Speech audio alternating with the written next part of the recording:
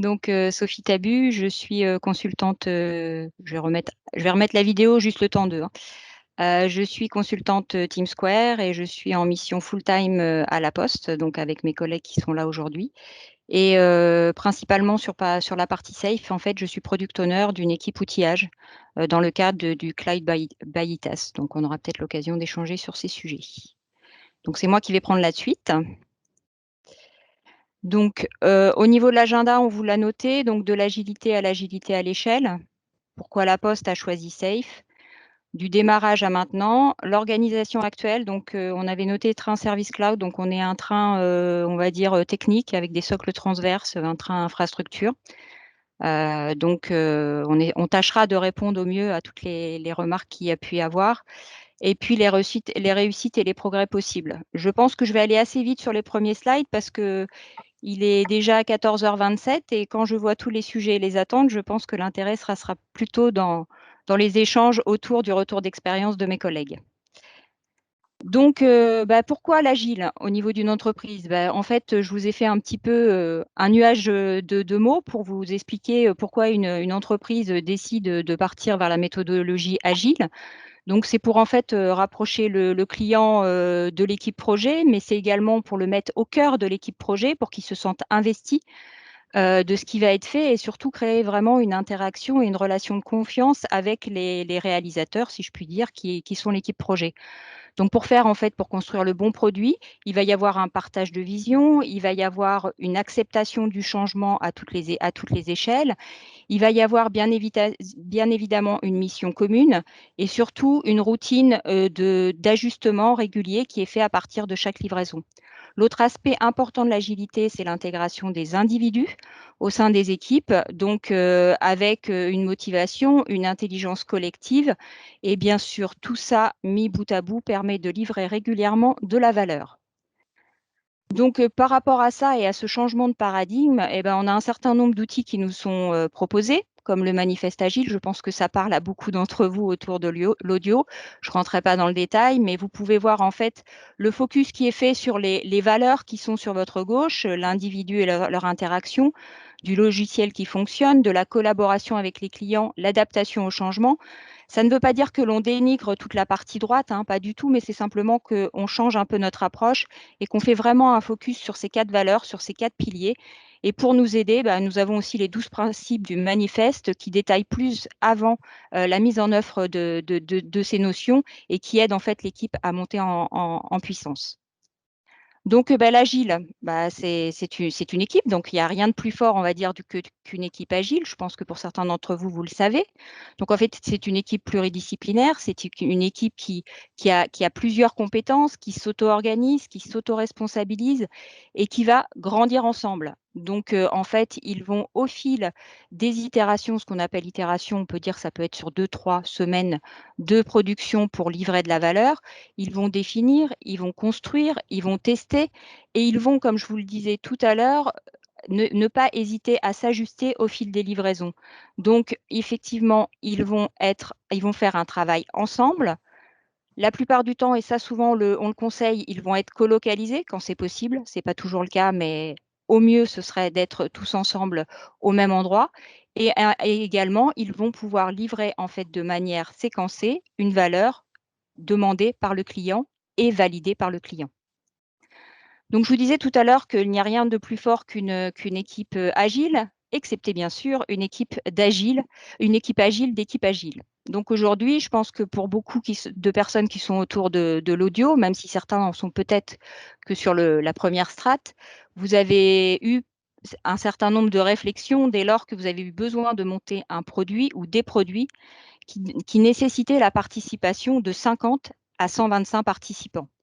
Donc, en fait, ces 50 à 125 participants sont alignés sur une même mission.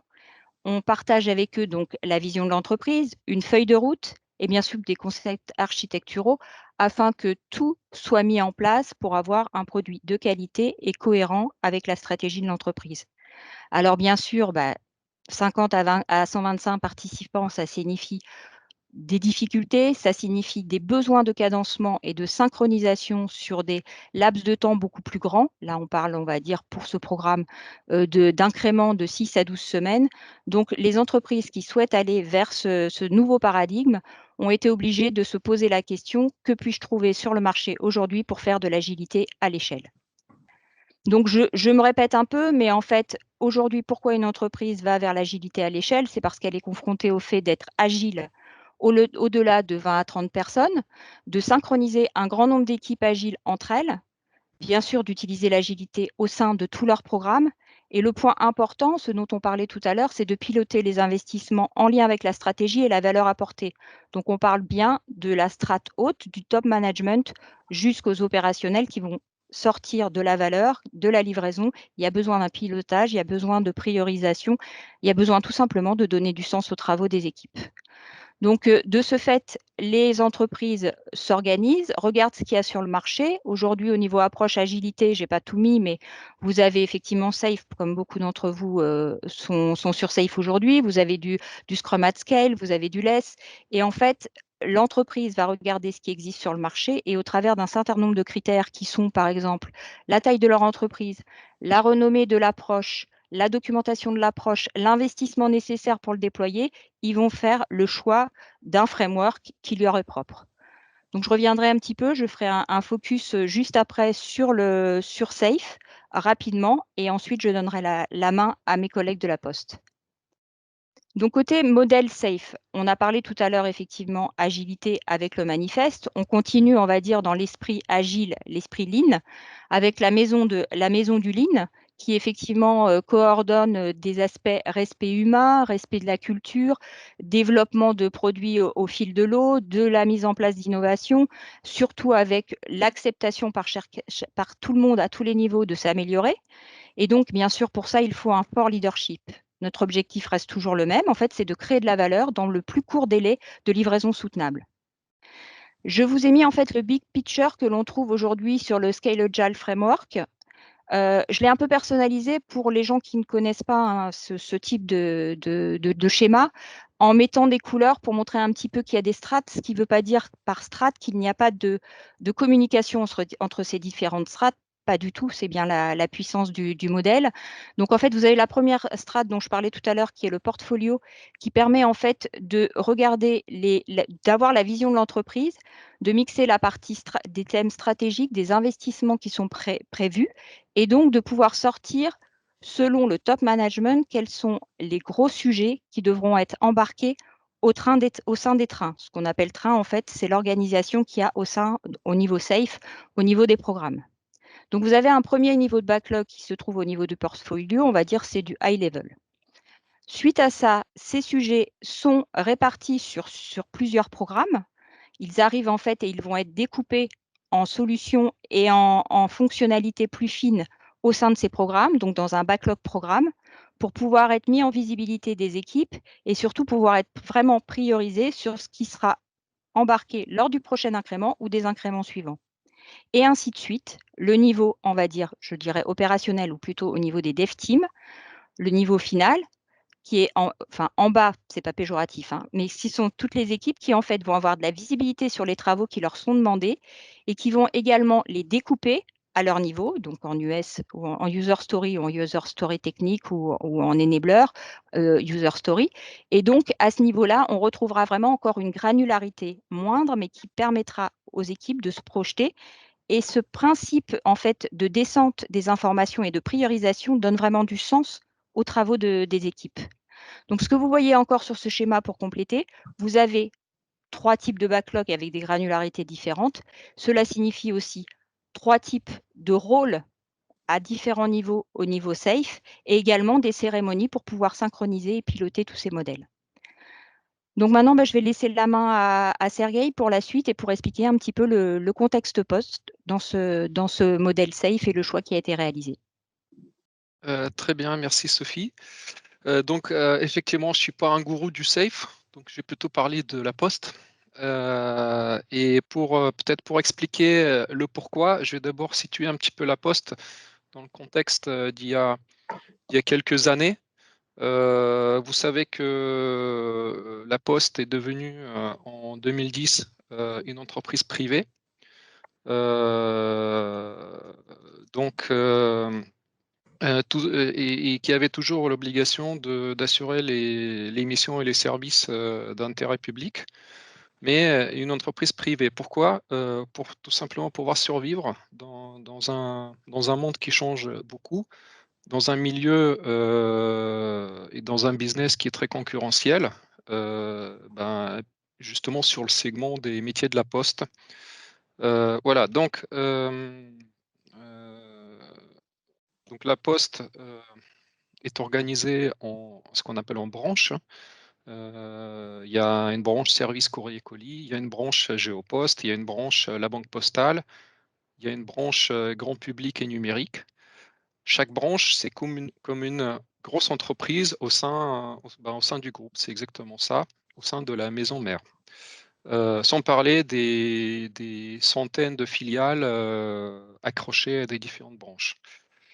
Donc dans ce contexte que j'ai évoqué, du business très concurrentiel, La Poste avait effectivement besoin de se réinventer, de lancer des nouvelles offres, des nouveaux services. Donc on a lancé un projet qu'on a appelé le plan stratégique La Poste 2020, Conquérir l'avenir. Donc ce projet a été présenté en 2014 à tout le monde. Et comment on a construit ce projet? Eh bien, à travers, on a démarré par une consultation de toutes les parties prenantes de l'entreprise. En gros, il y avait 150 000 postiers, plus les syndicats, plus les citoyens, plus le conseil d'administration, plus les consommateurs. En gros, voilà, on a lancé ce projet et donc ce projet nous a fixé, on s'est fixé à travers ce projet les objectifs, les 3 objectifs que vous pouvez lire hein, sur le slide, à l'horizon 2020. Donc devenir une référence en termes d'innovation, tant pour les clients que pour les postiers, être le leader européen des services de proximité et offrir une garantie de confiance numérique. Donc pour répondre aux objectifs du plan, la DSI de la branche service courrier colis, à laquelle on appartenait à l'époque, s'est organisée pour aligner son système d'information sur les enjeux business. À l'époque, la DSI, enfin, le système d'information avait besoin d'être modernisé. La DSI devait se réorganiser du sol au plafond à tous les niveaux. Mais opérationnellement, concrètement, en dehors de l'organisation, hein, ça se traduisait par la refonte complète du système d'information. Et donc, on a choisi de refondre l'ensemble du système d'information pour s'aligner sur le business, tout en s'appuyant sur les technologies cloud. Et donc, en 2016, nous avons démarré la construction d'une offre cloud, qu'on a baptisée Cloud by IT as a Service, qui est une offre semblable à ce qui est disponible aujourd'hui sur le marché des cloud providers, sachant que notre objectif, c'est pas du tout concurrencer avec Amazon sur la partie cloud, mais plutôt fournir des services cloud à la poste pour concurrencer avec Amazon sur la partie livraison de colis, par exemple. Voilà, donc aujourd'hui, le produit Cloud by IT as a Service est très massivement utilisé au sein du groupe. Il permet de répondre aux problématiques, à toutes les problématiques de gestion d'obsolescence des plateformes existantes et d'héberger les nouvelles applications cloud natives de nos partenaires, qui sont en fait les différentes branches au sein du groupe, hein, donc toutes les entités du groupe. Comme vous avez deviné, nous avons choisi la méthodologie SAFe pour opérer cette transformation du système d'information et notamment pour la construction de l'offre cloud. Alors, ça permet effectivement de passer au slide suivant, merci. Alors pourquoi du coup, on a choisi donc SAFe? Eh bien, pour pas mal de raisons. Premièrement, SAFe est très bien documenté. Le framework contient tous les connaissances et les bonnes pratiques qui sont nécessaires pour déployer le SAFe Et pour fonctionner dans le safe, il définit tout du sol au plafond, les rôles, les responsabilités, il fournit la méthodologie pour planifier, pour réaliser les choses, construire, enfin faire évoluer les produits. Mais il définit, fournit même les principes à adapter. Donc voilà, ça c'est très bien. Ensuite, cible, enfin safe et orienter les grandes entreprises qui ont besoin de mener des projets complexes, des projets d'envergure qui impliquent, comme a expliqué Sophie, un grand nombre d'équipes agiles dont les travaux sont interdépendants. Donc c'est bien notre cas, hein. Donc ça nous va bien. Pour citer quelques entreprises que je connais qui ont adopté Safe en France, bah, par exemple Air France, Airbus, Thales, Société Générale, il me semble qu'il y a des gens présents, Orange, j'ai vu qu'il y en a beaucoup autour de la table, et plein d'autres. Ensuite, ben, qu'est-ce que je peux dire pour alimenter des pratiques agiles à l'échelle d'entreprise. Safe, il prévoit en fait, comme a expliqué tout à l'heure Sophie, une implication globale de l'entreprise à tous les étages, de l'équipe dirigeante jusqu'aux équipes opérationnelles. Eh bien, pour cela, il est important d'avoir le bon sponsoring qui va bien. Donc nous, on a eu de la chance, c'était notre cas, hein, puisque le DSI de l'époque, ainsi que les directeurs des dispositifs concernés, des directions concernées, bah, était là pour pousser, le modèle et pour impulser la volonté du changement. Heu, voilà donc alors pour se lancer, on s'est appuyé, sur l'expérience Scrum interne pour démarrer et mettre en place, les rituels. Alors Safe, prévoit la synchro des équipes, via de multiples cérémonies à tous les niveaux, de l'organisation. Mais en pratique, nos équipes, en grande partie se sont formées, bah, en pratiquant. C'est-à-dire que nous sommes lancés sans forcément nous former massivement dès le départ. Hem, Même si, certains collaborateurs étaient formés, bien entendu. Donc on était plutôt dans une démarche par le bas. Le haut, en gros, a impulsé l'envie, mais c'est le bas qui a géré qui a fait le job derrière. Alors il y a des entreprises qui font le choix inverse, qui se forment massivement d'abord, et mettent en place les rituels et les pratiques ensuite. Alors il y a pour chaque démarche, il y a ses avantages, ses inconvénients. Hem, L'essentiel, c'est que si la volonté est là, ça fonctionne. Voilà, bah, je n'ai terminé pour Bah, je prends la suite, donc Frédéric. Donc, ouais, pour mémoire, donc, je suis RTE de ce train service club. Pour ceux qui ne connaissent pas le RTE, c'est un peu le gentil organisateur du train et le facilitateur de la méthodologie auprès de toutes les équipes. Bah, Sergueï a bien introduit mon slide, hein. Au niveau de la stratégie de déploiement, on n'a pas fait forcément comme ce qui est proposé par SAFE, ce qu'on voit à gauche. SAFE propose tout un parcours, j'allais l'appeler un parcours initiatique de comment rentrer la méthode et s'apprivoiser au mieux cette méthodologie SAFE. En fait, nous, bah, comme l'a dit, je reprends un peu la partie d'Athlé, on arrivait en méthode agile un petit peu avec la branche courrier colis en 2016 où par la refonte de CSI de la branche courrier colis, notre DSI a dit bah, on casse tout notre SI et vous partez en méthode agile. Donc en 2016, on était tous partis tête baissée dans les méthodes agiles. Et bah, au bout d'un an, on s'est rendu compte qu'on se confrontait à un problème important, c'était la synchronisation des équipes. En fait, chacun construisait un petit bout de l'avion. Je pense souvent le parallèle de l'avion. Chacun faisait un petit bout, faisait les ailes, faisait le cockpit, etc. Mais on se rendait compte qu'il fallait se parler, qu'en fait. Et on s'est dit, bah, il faut tout de suite qu'on passe à l'agile à l'échelle. Donc, on était un petit peu au pied du mur. Donc, on est rapidement passé à l'agile à l'échelle sans vraiment connaître le framework safe. On n'était que quelques-uns. Et donc, on a mis en place les trains et ensuite, on est parti sur le plan de formation, comme vous voyez sur le début du slide. Donc, on l'a fait dans ce sens-là. Ce n'est pas forcément ce qui est préconisé, mais c'est le contexte qui a fait qu'on est parti dans cet ordre. Et Et ensuite, et c'est seulement maintenant, c'est le point 3 de la stratégie de déploiement, on a mis en place un portfolio, mais il est vraiment naissant, il est vraiment balbutiant. J'ai vu qu'il y a beaucoup d'attentes au niveau portfolio. On n'est pas encore super équipé, on n'est pas encore super au top, notamment bon, côté budget, on a encore un petit peu, on va dire, à l'ancienne, parce qu'on a encore des budgets annuels, on ne marche pas du tout en agile budget. Mais en tout cas, on essaie de mettre en place depuis quand même quelques temps des épiques. On parle de plus en plus chez nous de capabilities. On va essayer de structurer tout ça de plus en plus là, dans les semaines et les mois à venir. Mais le portfolio, c'est vraiment notre couche qui est la moins performante. Alors que les autres couches, donc ça fait donc maintenant depuis 2017 4 ans qu'on existe.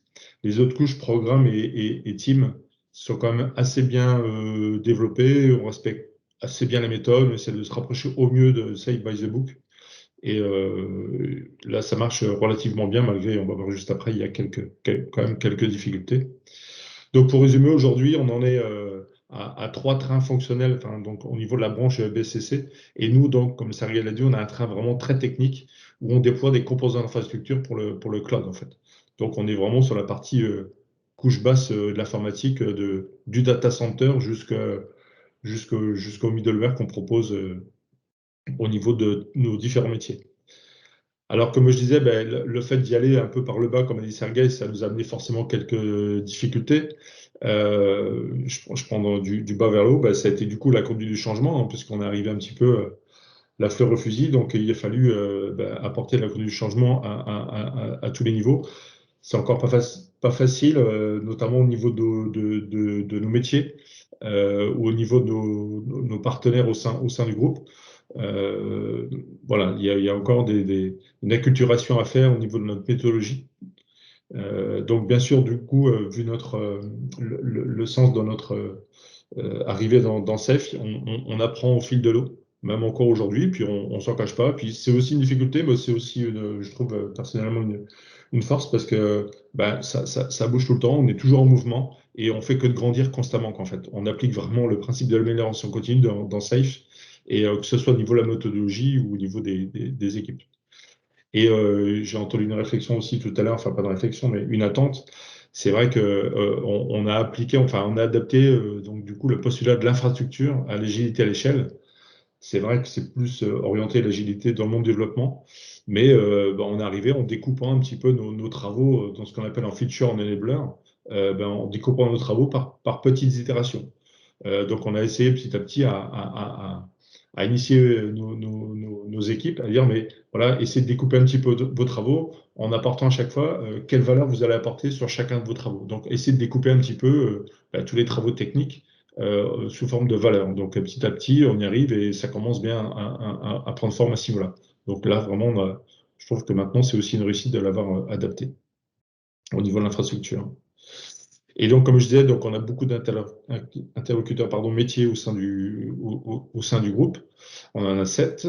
On respecte assez bien les cérémonies. Donc, même si le portfolio, je vous dis, c'est un peu balbutiant, mais au niveau programme et team, on respecte assez bien les cérémonies qui sont proposées par SAFe. Et aujourd'hui, notre train est composé de 18 équipes. On est formé surtout en component team, c'est-à-dire c'est plutôt des équipes qui traitent un périmètre technique. Et on a quelques feature teams, c'est-à-dire des feature teams, c'est plutôt des gens qui vont répondre à un objectif bien précis, avec des équipes qui sont composées des compétences qui viennent des différentes components de team, en fait. Donc, une feature team avec des équipiers qui viennent de différentes couches informatiques, en fait. Et donc là, aujourd'hui, on en est à 14 PI planning, parce que ça fait pas 3 ans qu'on existe. On en fait à peu près un tous les trimestres. On respecte un petit peu à peu près la pré-code safe de dire on fait sur 10-12 semaines. Et bah, souvent, au début de PI planning, on a à peu près 200 participants. Et donc, on a 2 jours bah, c'est la force du PI planning, et je trouve que c'est une grande force de SAFe. C'est vraiment 2 jours vraiment pour s'organiser, se cadencer, se prioriser, synchroniser les travaux des équipes pour les 3 prochains mois. Et donc, on fait 4 PI planning sur l'année. Voilà, je crois que c'était. Je crois que je vais laisser la parole à Guilhem. Merci, Frédéric. À moins qu'il y ait des questions en cours de route. On a dit qu'on pouvait laisser libre aux questions aussi en cours de route. Je ne sais pas si on fait maintenant ou pas.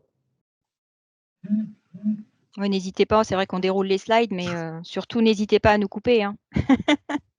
J'ai une question, Marianne Bosch, sur le fonctionnement entre les component team et les feature team. Concrètement, comment ça se passe?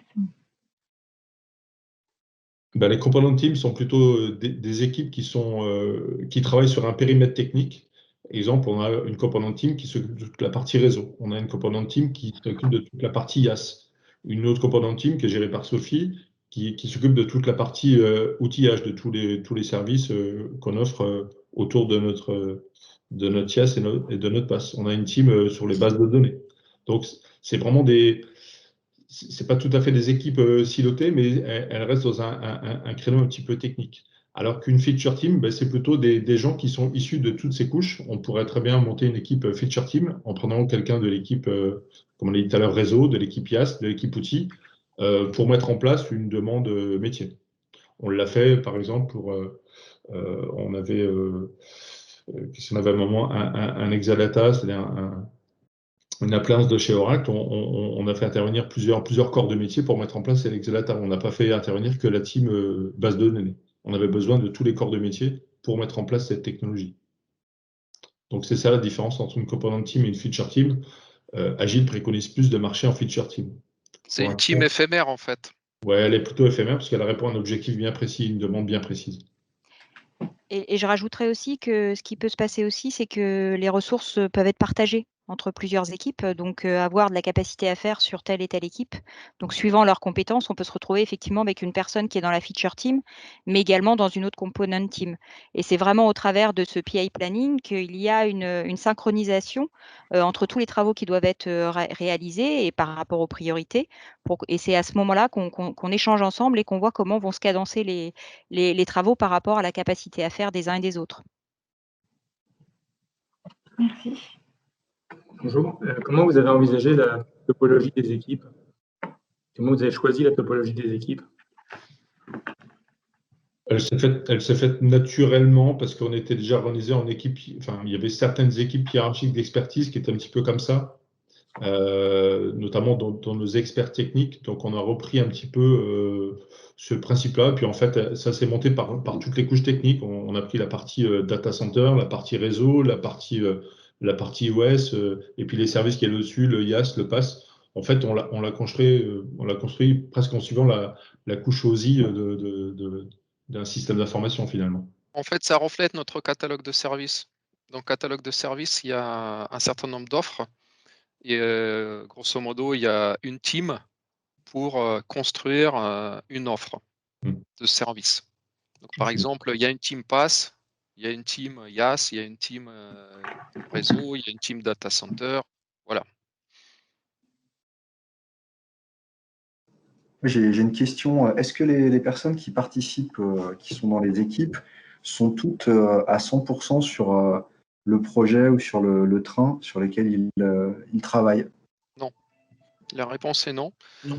Il y a un noyau dur de plusieurs dizaines de personnes qui sont à 100% effectivement. Mais il y a une bonne partie, aussi qui sont sur le run, pas que sur le build, voire des personnes qui contribuent dans les teams du train service cloud, on va dire, je sais pas, 1 jour ou 2 jours par semaine, et puis le reste du temps, ils sont pas là. Et comment vous les avez monter un petit exercice? Ouais. Pardon, juste pour préciser ce que vient de dire Sergueï, ça nous contraint un petit exercice en début de chaque PI planning pour déterminer notre capacité team par team, justement en fonction de la disponibilité des différents intervenants qui ne sont pas full-time sur le travail d'une équipe. Donc c'est un peu d'organisation pendant le PI planning. Généralement, ça nous occupe sur une première session intra-équipe. C'est une histoire de 2 heures pour arriver justement à affiner cette capacité de nos équipes respectives en fait. Et du coup, ils participent pas au rituel, au PI planning? Si, toujours. Ok. Toujours. Tout contributeur au train service cloud doit participer au rituel en fait. Au moins le PI planning, après les stand-up, les AR testing, etc. en fonction de la responsabilité qu'ils ont bien sûr. Mais au moins le PI planning, Ça permet de mettre tout le monde au niveau sur ce qui va être produit par le train pendant les 10 à 12 semaines, comme disait Frédéric tout à l'heure. Mais c'est important, en fait. On va dire qu'il n'y a pas on ne peut pas déroger au PI planning. Ok. Est-ce que, Régis Cobrin, vous avez un exemple justement de constitution d'équipe? J'essaie de comprendre là la component team. Finalement, on dit que c'est une équipe qui va gérer un service qui finalement est le service métier final, même si c'est technique. Par exemple, on parlait du réseau. Finalement, c'est la finalité, quoi, de ce que je comprends. Donc, j'essaie de comprendre un peu là comment ça a été découpé entre les features et les components, puisque finalement, de ce que je comprends, les components sont On a les correspondent à un components service, quoi. dont parlaient Fred et Sergueï tout à l'heure. On va retrouver effectivement les couches classiques d'offres de services dans un cloud.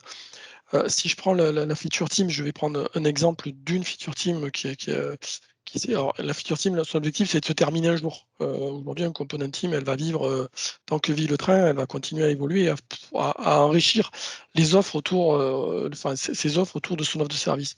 La feature team, on peut citer une feature team qui s'est terminée en décembre dernier. Fred en parlait tout à l'heure par rapport à l'Exadata. Il y avait une offre à monter autour de l'Exadata pour un besoin initialement émis par un premier client. Donc, on a constitué une feature team avec les bonnes personnes côté expertise SGBD nécessaires à la mise en œuvre de l'Exadata, les bonnes personnes côté connectivité réseau, justement pour câbler cet Exadata dans le data center et le rendre accessible, les bonnes personnes de la team IaaS pour savoir où l'implanter dans le data center, etc. Les bonnes personnes de la team outillage pour travailler autour de l'exploitabilité de cette offre Exadata. Une fois qu'il a été mis à disposition du client, l'équipe finit. L'Exadata passe en mode run, en fait, derrière entretien. Il n'y a pas de nouvelles fonctionnalités qui vont être apportées, donc ça, c'était vraiment typiquement une feature team. Okay. On en a d'autres, c'est des équipes qui vont un peu sur un mode squad qu'on peut retrouver dans d'autres méthodos, qui vont intervenir sur un mode squad pour résoudre un problème, pour adresser un besoin particulier d'un client, quitte à ce que ce besoin après soit rajouté au catalogue de services. Mais on est vraiment sur des choses qui ne durent pas dans le temps, qui vont durer 1 ou 2 programmes incréments.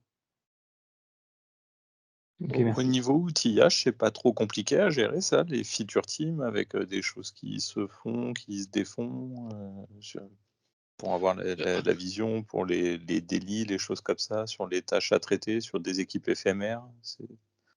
En fait, aujourd'hui, pour en parler, moi, pour l'instant, je suis plutôt sur une component team avec des gens qui ont on va dire de l'expertise.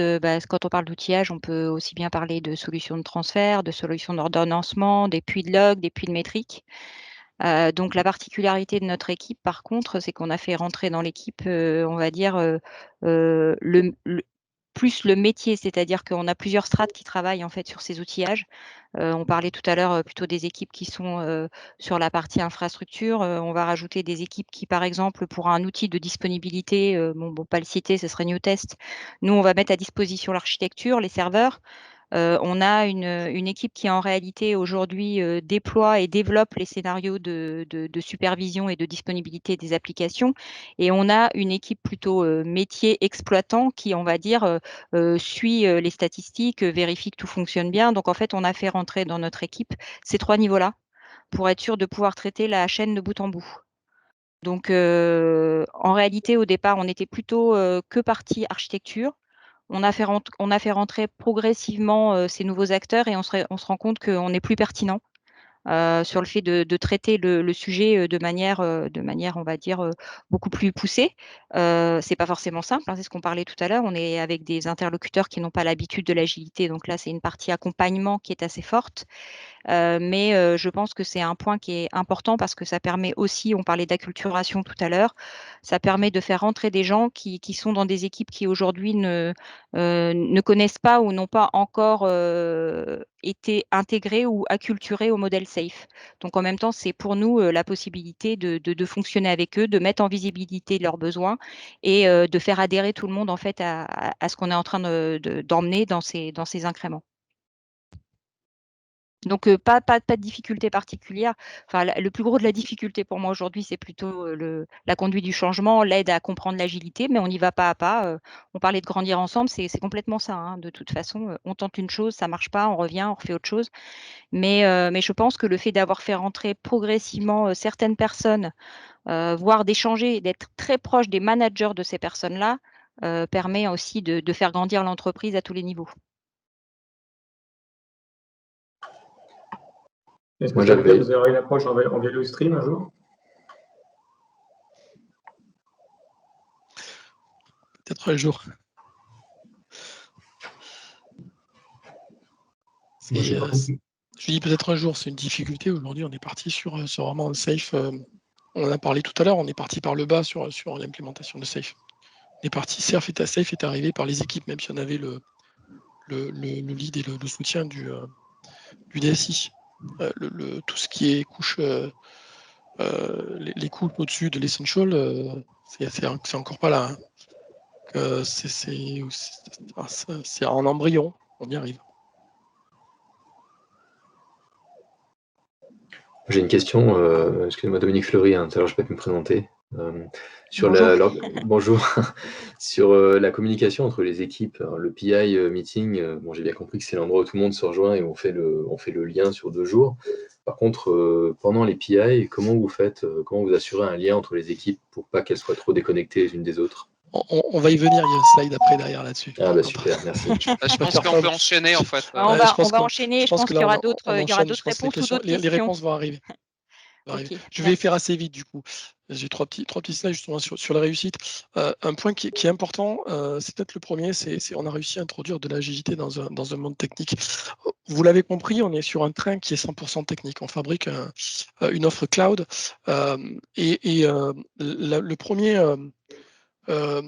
la première chose à laquelle on a dû faire face, c'est de convaincre des équipes qui étaient techniques, qui faisaient du câblage réseau, qui faisaient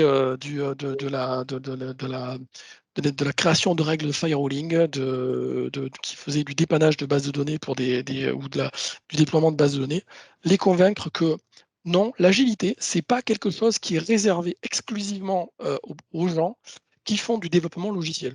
D'ailleurs, c'est écrit nulle part dans Safe. Il n'est pas écrit en page de garde. Si vous faites autre chose que du développement logiciel, surtout ne lisez pas ce qui suit.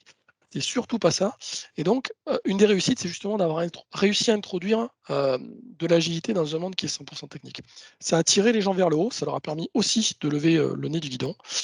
Ça a permis, comme c'est noté là, de partager une vision, une roadmap des couches basses de l'organisation, hein, des couches qui construisent de l'infrastructure, et de la partager avec les autres trains, parce qu'il y a d'autres trains, comme Frédéric l'a dit tout à l'heure, qui sont eux des trains de développement logiciel, de développement de produits, qui sont soit utilisés en interne, soit utilisés directement par le end-user. Mais voilà, donc on a remis l'infrastructure quelque part dans le fonctionnement de l'entreprise alors qu'elle a été un peu écartée. Ça nous a permis de cadencer, de synchroniser tous nos travaux et de les adapter à ce qui était attendu par nos clients, justement ceux qui développent des logiciels et donc nos clients finaux qui sont derrière leur écran pour les utiliser. On peut passer au slide suivant, Sophie, si tu veux bien. Un autre des succès, c'est qu'on a identifié et on a créé une équipe un peu particulière, un peu dédiée, qui est l'équipe d'automatisation de l'infrastructure. Et ça nous a permis de mettre d'abord le doigt, puis maintenant on y est jusqu'au cou, dans le Software Defined Data Center. Aujourd'hui, on a une équipe dans le train Service Cloud qui est, alors on n'aime pas dire qu'elle est au centre de tout, parce qu'être au centre de tout, ça peut être aussi je suis un frein à tout. C'est pas comme ça qu'on le voit, mais on a permis d'identifier une équipe avec des talents, avec des gens qui sont là-dedans, qui pilotent et qui réalisent toutes les automatismes dont on va avoir besoin pour provisionner, entretenir, pour gérer tout ce qui est infrastructure dans le data center. Et ça a permis d'apporter une valeur très importante pour nos clients, parce que c'est des choses auxquelles ils n'avaient pas accès, et on a rendu cet accès possible. Et sans l'agilité, on n'y serait pas arrivé. On peut passer à celui d'après, Sophie, si tu veux bien. Les réussites aussi, c'est la synchronisation. Alors, le welcome change, ça fait partie de l'agilité. C'est pas toujours facile à accepter. Voilà, parce que se quitter après 2 jours de PI, c'est généralement très bien chargé, on est satisfait de ce qu'on a fait, et voilà, 2 jours après, il y a un changement qui arrive, c'est la vie, c'est partie de la vie. Mais on va dire que Safe nous a permis aussi de l'accepter plus facilement, parce qu'on arrive mieux à le gérer, on a plus de facilité à aller tracer le pourquoi, le comment, et quand un changement est compris, généralement, il est bien mieux accepté. On capte aussi beaucoup plus tôt les besoins, et on arrive aussi à les pondérer par rapport aux attentes réelles, etc. Donc Safe nous aide beaucoup là-dessus. Et là, on a progressé. Et comme les développeurs, ceux qui utilisent, qui consomment nos infrastructures, sont aussi en Safe, ils comprennent. On a le même langage, on a un langage commun. Donc ça a permis de synchroniser nos équipes dans notre train, mais aussi avec les autres trains. On a un langage commun. Quand on parle de feature, quand on parle de prise de relation, quand on parle de WGF, ça cause à tout le monde dans l'entreprise maintenant. Et voilà, on arrive à s'expliquer. C'est jamais évident de dire à quelqu'un qu'il va devoir renoncer à un besoin parce que il y a quelque chose qui est plus prioritaire. Mais bon, quand on lui dit, tu sais, ton WGF, il n'est pas terrible par rapport à ce qu'on a par ailleurs, donc on va favoriser ce qui est de l'autre côté. Bon, mais voilà, ça aide un peu à faire passer les choses. Ça nous a permis aussi d'identifier des rôles, etc., qui ont permis de réaliser cette synchronisation. Et là aussi, c'est un succès, parce qu'il y a des gens qui se sont découverts des vocations et des aptitudes à être Scrum Master, à être PO, à être RTE. Voilà, donc tout le monde y a retrouvé son compte. Je te passe la main, Fred, justement, sur les PI Planning. Ouais, dans la série des réussites, il y a le PI planning en fait. Moi, je trouve que c'est la plus grande force de Safe, c'est ce qu'il a apporté Safe, c'est le PI planning. Et en fait, ça a fait adhérer les gens. Je vous l'ai expliqué tout à l'heure. On est parti très très vite dans Safe, et en fait, moi, j'ai commencé à organiser un PI planning. Il y avait 90% des personnes qui connaissaient pas Safe du tout, qui avaient un pied dans l'agilité. Mais grâce au premier PI planning, ça a convaincu déjà énormément de monde sur la méthode, en fait. Et il y a pas mal de monde qui a adhéré derrière. Enfin, j'ai souvenir que tout le monde m'a remercié d'avoir économisé des centaines d'heures d'audio derrière ça, parce qu'on voit sur la photo à gauche, quand tout le monde se retrouve, il y a des discussions informelles qu'on n'arrive jamais à faire à distance, en audio, etc. Et rien que de se retrouver tous dans une même salle, c'est une richesse énorme. Rien que de parler de toutes les problématiques, donc ça permet de se synchroniser, comme on disait tout à l'heure, de se coordonner. Ça, c'est une force énorme. Et donc, on a des outils pour ça. C'est ce qu'on appelle le team board et le PI board dans Safe. Le team board, chaque équipe va planifier ses user stories tout au long de l'incrément qui arrive. Et tout ça va regrouper au niveau feature, au niveau du PI board, au niveau de toutes les équipes, avec vous voyez, des vrais bouts de ficelle pour marquer les dépendances entre les équipes. Donc, c'est comme ça qu'on va synchroniser les travaux entre les équipes pour mettre bout à bout les différents morceaux de l'avion, comme je disais tout à l'heure, entre le cockpit, les ailes, les moteurs, etc. Donc, c'est comme ça qu'on va synchroniser toutes les équipes pour que chacun construise dans un ordre qui est ordonné, quoi, en fait. Et la partie droite, en fait, c'est pour montrer un petit peu l'actualité. On est passé d'un PI planning en présentiel à un distanciel avec les événements du Covid depuis 1 an et demi. On a tout numérisé et on est passé sur différents outils donc à distance, donc notamment Klaxoon pour faire nos team boards et nos PI boards. Et on a utilisé Teams avec différents canaux qui représentaient nos différentes teams, en fait. Et donc, on s'est adapté, voilà, c'est ce que je disais, au contexte sanitaire. Et là, on voit sur une vision globale de Klaxoon, on voit à gauche toutes les petites, petit, c'est pas péjoratif, mais les team boards, voilà, qui sont un petit peu autour du PI board. Au milieu, on retrouve toutes les features de toutes les équipes. Et puis sur la droite, autour de la couronne, donc on l'a un petit peu, c'est la couronne du printemps avec les fleurs. On a tous les petits outils qui nous aident. On trouve tous les documents, les PowerPoint. À un moment, on doit aller un petit fichier Excel pour gérer les risques, par exemple. On a tous les liens. Tout est notre point d'entrée pour le PI à distance. Et ça a été une réussite quasiment dès le premier. En fait, de mémoire, on a été confiné le 16 ou le 17 mars et on a fait un PI planning le 18 mars. Donc, peu de temps après, il fallait faire un PI à distance. Bon, on avait un peu senti le vent venir, début mars, entre RTE, on s'est organisé pour le faire à distance parce qu'on sentait bien que ça n'allait pas marcher en physique 15 jours après. Donc, on était à peu près préparé.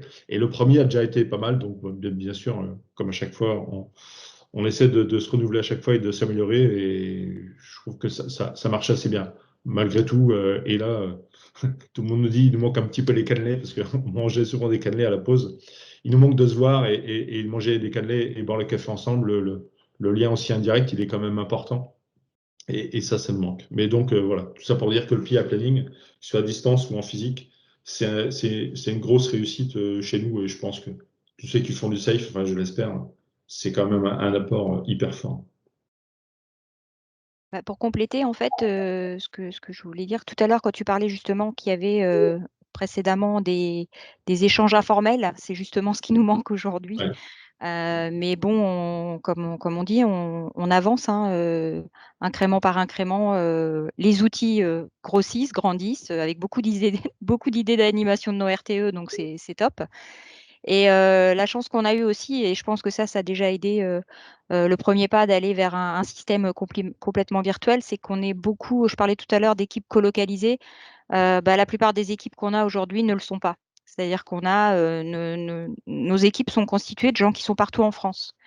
Donc, on avait déjà l'habitude, on va dire, de travailler avec eux de manière, à distance et parfois de manière virtuelle autour du management. Donc, on a été obligé de déployer, de trouver des astuces côté management virtuel pour animer ces nouveaux groupes, mais on était déjà parti sur une base qui était quand même positive. Moi, au niveau de mon équipe, et je pense que d'autres aussi, le point positif quand même si on n'a qu'une hâte, c'est de tous se retrouver en présentiel, c'est que ça a permis à tous les gens de l'équipe d'être présents au PIP, ce qui n'est pas forcément le cas en présentiel. Ils ne peuvent pas forcément venir et donc là, on a des gens sur 2 jours qui s'investissent et qui sont vraiment présents. Donc, je trouve que c'était aussi un axe positif de cette transformation. Juste, je peux me permettre de juste un petit commentaire à Banque de France. Cédric Maquet pourra en parler mieux que moi, mais depuis que les PI sont online, on a l'impression que c'est plus rapide et plus efficient. Donc, en tout cas, il y a un gain d'efficacité qui est très visible. Hein. Après, peut-être que la présence physique manque à certains, mais en tout cas, je ne sais pas si tu veux confirmer, Cédric. Moi, j'avais pas eu l'occasion, en fait, quand je suis arrivé sur le programme Éclair, le Covid était déjà là, du coup, c'était déjà en distanciel. Du coup, j'ai pas eu l'occasion de faire de PI en présentiel à la banque. Moi, j'ai fait les deux. Oui, en effet, de ce qui remonte là, c'est le constat qui a été fait que c'était un peu plus fluide et ça allait un peu plus vite. Sur les derniers. C'est plus efficace dans le sens où personne vient à ta table pour se taper la causette pendant 5 minutes. Tous les échanges quasiment sont uniquement pour parler de la technique et de ce qu'il faut parler. Donc du coup, on est très efficace, effectivement. À la fin de la journée, on est tous lessivés. On est très très fatigué parce que c'est du non-stop et en mode hyper efficace. Il y a un deuxième truc pratico-pratique, c'est que de ne pas réécrire 2 fois les features et les stories. Oui. Parce que ça, c'est un travail excessivement painful. De tout réécrire, ça prend beaucoup de temps et on a vraiment l'impression de faire 2 fois le travail. Donc c'est bon, après Et c'est vrai que le présentiel, ça manque.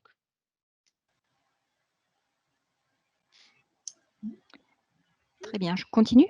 Allez-y, je vous en prie. Yannick, là, j'ai juste une petite question et un commentaire aussi. La petite question, c'est comment vous voyez le retour en présentiel? Par exemple, un outil comme Klaxoon, vous prévoyez de le garder, mais ça veut dire aussi peut-être éventuellement comme on vient de dire, de recopier 2 fois. Vous le voyez comment le retour en présentiel avec les outils justement comme Klaxoon? Je pense qu'on a la chance. Ouais, vas-y, Guillaume. Je dis, on a la chance quand même d'avoir une salle qui nous accueille pour les PI planning qui est plutôt bien équipée. Donc Klaxoon, je pense que tout le monde aura du mal à revenir en arrière. On s'est posé la question déjà. Hein, oui, c'est pour ça la question aussi. C'est pour ça la question. Mais elle est plutôt bien équipée. Il y a des écrans un peu partout. Il y a des pistes peut-être, mais il va pas falloir que ça s'improvise. Donc le retour et effectivement la double saisie. pour le vivre aussi. Je trouve que c'est une des forces, c'est qu'on ne l'a plus avec le full distanciel, donc il ne faudra pas complètement revenir au papier. Oui, Donc il faut trouver des solutions. Et après, le commentaire, c'est pareil, c'est de mon expérience. Qu'on est passé en distanciel, j'ai eu l'impression qu'on a fait du PI planning en distanciel, on l'organisait un peu plus, et ce qui permettait aussi à chaque personne de s'organiser, peut-être pas être présent tout le temps, parce que souvent on fait ça sur 2 ou 3 jours.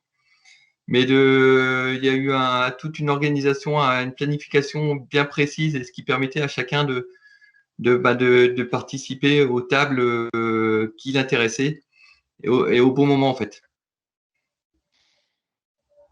D'accord. Je dis pas qu'en présentiel, il n'y avait pas de l'organisation non plus, mais j'ai eu le sentiment, moi, en distanciel, qu'il y avait vraiment un planning clair. Et puis, nous, on a essayé, par exemple, de dire, bah, tiens, il nous faut telle personne à tel moment, à telle table. J'ai l'impression que, justement, il y avait une sorte d'optimisation aussi du temps. Et après, je confirme, on est lessivé. Bah, moi, je suis lessivé en fin de planning. Déjà, je l'étais en présentiel, mais en distanciel, c'est encore pire. Ouais. Une petite question par rapport au Scrum Master. Est-ce que par rapport aux 18 équipes que vous gérez, est-ce qu'il n'y a qu'un seul Scrum Master ou il y en a plusieurs? Il y a plusieurs Scrum Masters. C'est un par équipe produit. C'est un par équipe, d'accord. Oui, alors on a aussi des difficultés un peu d'effectifs. Il y a certaines équipes où on n'a pas de Scrum Master. Le PO joue un peu le rôle de Scrum Master, même si c'est antinomique, hein, c'est bien dit. Mais il y a quand même des Scrum Masters, mais ils sont en général, c'est plutôt un par équipe, ouais, si on a, c'est ça. Mais on a quelques équipes, nous, on n'en a pas. À la banque, ce qui a été fait, parce qu'on avait les mêmes difficultés sur les ressources, et dans ce cas-là, on peut avoir des Scrum Masters qui sont mutualisés sur plusieurs équipes produits. Ouais, c'est ce qui se fait aussi, ouais. Mais chez nous, c'est plutôt des fois la double casquette sur certaines équipes où ça peut se mettre en place, même si on dit effectivement c'est pas tout à fait, ça suit pas forcément les règles, mais après on a 2 modèles, on va dire. Ça dépend aussi de la maturité de l'équipe et du PO. Des fois, il n'y a pas besoin du Scrum Master.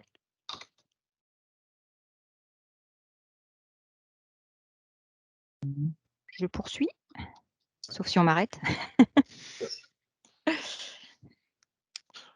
Allez, rapidement, les progrès possibles, parce qu'il y a toujours des progrès possibles, c'est qu'il faut continuer à donner du sens aux travaux. Hein, c'est qu'on a fait, on l'a dit, le choix d'un déploiement de Safe par la base. Même si on a le soutien du top management, il faut continuer à impliquer le top management dans le rôle de business owner. Il y a la couche portfolio qu'il faut construire, et on en est au bribes, et il faut continuer à aller là-dedans, parce que c'est important, et on se rend compte que maintenant qu'il y a une grosse maturité dans les couches basses, les équipes, les teams qui font, on a besoin d'avoir un portfolio. Donc voilà, ça rejoint l'implication qu'on attend des gens. Hein. Il faut continuer à s'impliquer à tous les niveaux, encore une fois, pas s'arrêter aux phrases. Hein. Le welcome change, c'est bien, mais il faut que ce soit accompagné par une implication des BO, par exemple, etc. Il faut qu'on continue à capter les besoins de nos partenaires et à évangéliser à tous les niveaux. Donc ça veut dire fonctionner aussi avec des gens qui sont hors safe, qui fonctionnent encore avec des méthodes de gestion de projet classiques, avec des Gantt, avec de l'ITIL, avec voilà. Donc là aussi, il y a écrit nulle part dans Safe que c'est interdit de parler avec des gens comme ça, ou d'intégrer voire même d'intégrer des équipes ou des feature teams qui souhaiteraient travailler de façon un peu différente. Et ça rejoint le dernier point, c'est-à-dire qu'il faut continuer aussi à faire de maturation agile à tous les niveaux, hein, parce qu'on intègre sans cesse de nouveaux contributeurs au train. Donc il faut continuer à faire la formation, continuer à faire de l'évangélisation, continuer à certifier les gens. Il y en a de plus en plus. Il faut que ce soit dans le périmètre du train, des gens qui l'intègrent, voire même de nos clients, hein, qu'on les sensibilise à dire voilà, notre mode de fonctionnement c'est safe. Voilà, qu'est-ce que ça veut dire d'ailleurs, un petit peu ce qu'on vient de se dire aujourd'hui, qu'est-ce que ça veut dire, comment vous allez remonter vos demandes, vos besoins, et comment on va y répondre, et puis pourquoi on ne vous priorisera pas, ou pourquoi vous serez, votre demande sera traitée plus tard, etc. Donc voilà, donc la maturité agile dans le train, mais surtout à l'extérieur aussi. Quel est le lien avec le marché? Pardon, je n'ai pas compris la question. Quel est le lien avec le marché? Parce que en fait, si on fait de l'agilité, ce n'est pas juste pour que ça fonctionne en interne, c'est parce qu'il y a des répercussions au marché. Et comment vous vous intégrez avec l'écosystème sur les produits que vous vendez, les services que vous vendez en fait. Alors, je vais Moi, pas pouvoir parler. je peux répondre éventuellement. En fait, donc, comme Sophie tout à l'heure a expliqué, on a un train service cloud. Donc, en fait, notre job, c'est le produit, c'est le cloud et les services cloud. Donc, nous, pour que notre produit il fonctionne bien et se vend bien, il faut que notre produit soit compétitif. Il faut que les services qu'on propose soient compétitifs au niveau du prix. Et en gros, que les consommateurs soient motivés de venir les consommer parce qu'ils n'ont pas d'obligation. On n'a pas une exclusivité et aucun partenaire au sein du groupe n'a d'obligation de venir consommer. S'il trouve plus performant ou moins cher ailleurs, eh ben, il peut aller ailleurs. Donc, nous, voilà, notre relation avec le marché, c'est simple. Il faut qu'on soit compétitif.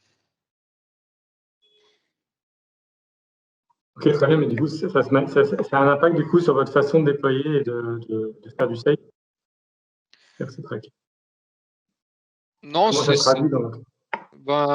Ça se traduit. Le safe nous permet de faire bien et être agile.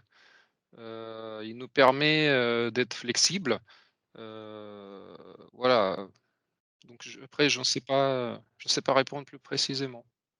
Okay, en fait, moi, je trouve que pour ce qu'on fait, c'est particulièrement bien adapté.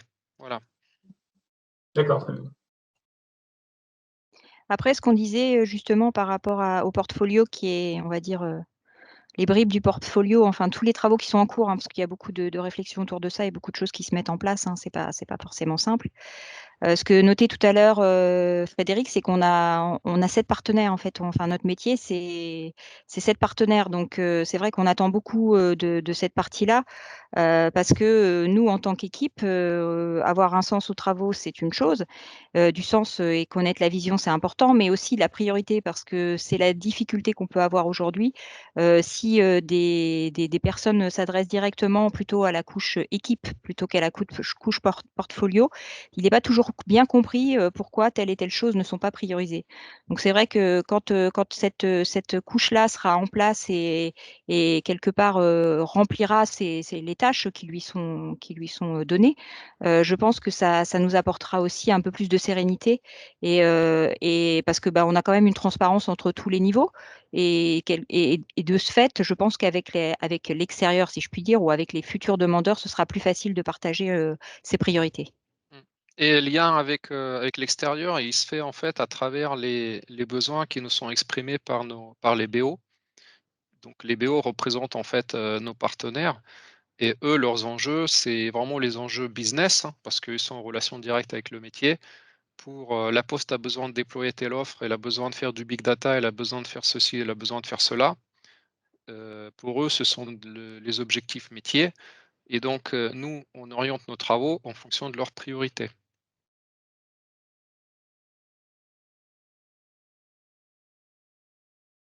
Enfin, en tout cas, on essaye. Ok, très bien. Je ne sais pas si vous avez d'autres questions.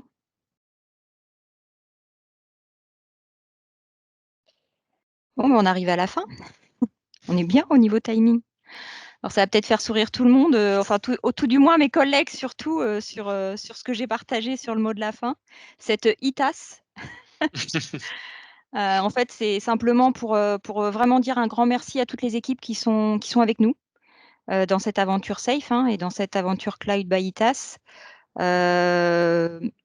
À l'origine, on parlait d'IT as a service ou on parlait d'ITAS. Je dirais que ITAS est devenu un mot commun chez toutes les équipes. Donc aujourd'hui, on va dire, je vous offre cette tasse à chacun, puisqu'on n'aura pas l'occasion de continuer nos échanges autour d'un buffet, puisqu'on n'est pas en présentiel. Mais en tout cas, je suis ravie en fait de l'échange qu'on a eu tous ensemble et surtout des questions qui ont été posées. Donc, n'hésitez pas si vous en avez encore quelques-unes. Il nous reste quelques minutes. Ou s'il y a des sujets qui n'ont pas forcément été abordés, parce qu'on a vu ça peut-être d'un angle plus technique, puisque nous, on vient d'un train plutôt infrastructure. Mais en tout cas, j'ai été ravie effectivement de l'organisation de cet événement et surtout de la qualité des échanges. Donc, s'il y a encore quelques questions, n'hésitez pas. Moi, j'en avais une, Cédric Maquet. C'était de savoir aujourd'hui comment, pour faciliter les choses, parce qu'une des complexités que nous, on observe côté banque, c'est aussi les interactions qu'on peut avoir avec des équipes hors train. Quelles sont les solutions ou les choses que vous avez pu mettre en place pour essayer de fluidifier les choses et est-ce que vous aviez partagé aussi ces difficultés-là?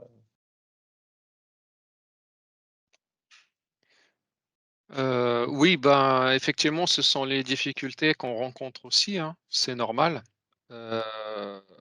Donc, on essaie de faire avec, on essaye de communiquer un maximum possible pour sensibiliser les gens.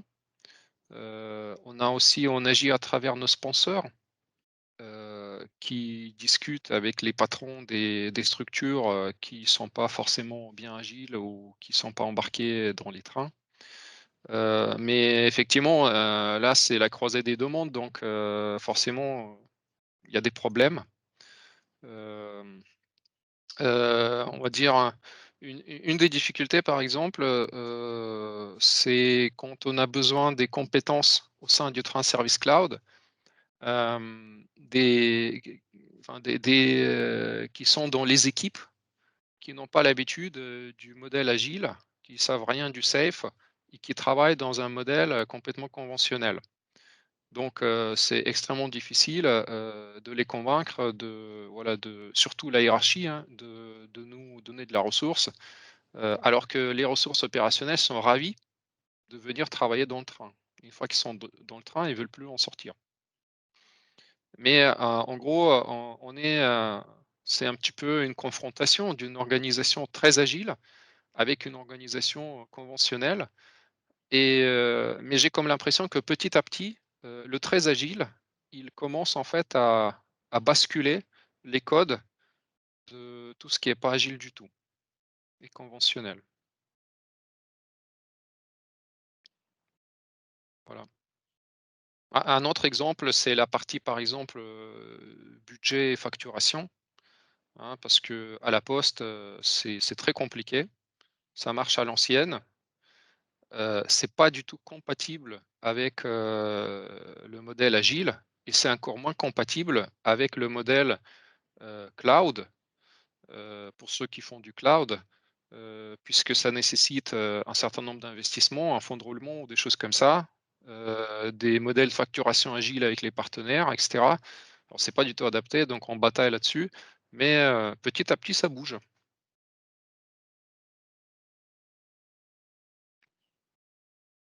Donc, pas de solution miracle, en gros. Non, puis je crois que tout le monde est confronté au même problème. Voilà, c'est ça.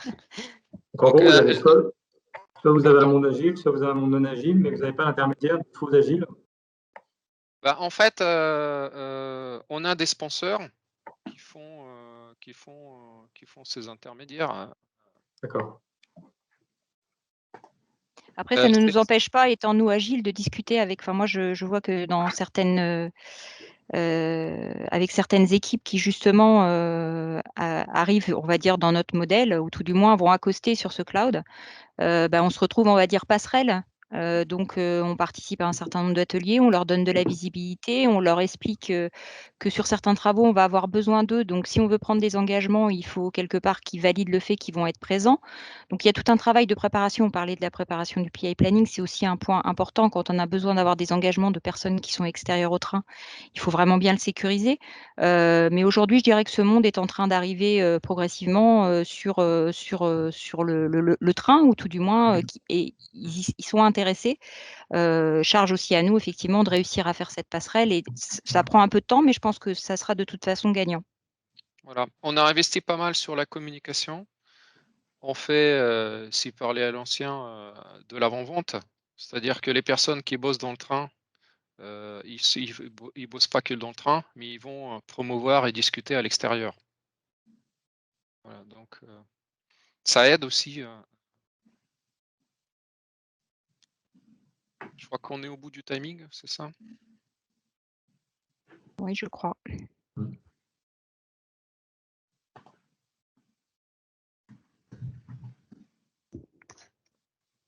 Je ne sais pas si vous souhaitiez conclure, Laure ou